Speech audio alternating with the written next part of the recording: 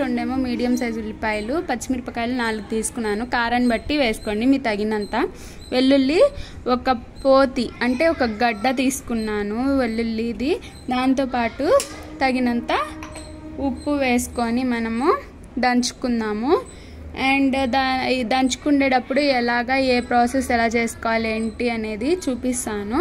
ఇప్పుడైతే ఉల్లిపాయలు అయితే కట్ చేసేసుకుందాము. ఇదిగోండి ఫ్రెండ్స్, ఒక బీరకాయ ఉంది అన్నా కదా, ఇది ముదిరిపోయింది. అందుకోసము ఏది వేస్ట్ చెయ్యం కదా మనము.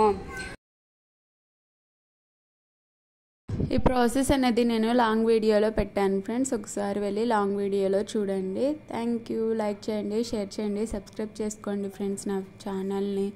అందరికీ ఇంత కష్టపడి పెడుతున్నా కదా, మీకు యూజ్ అవుతుందని అనుకుంటున్నాను నా ఈ వీడియో. Thank you, bye.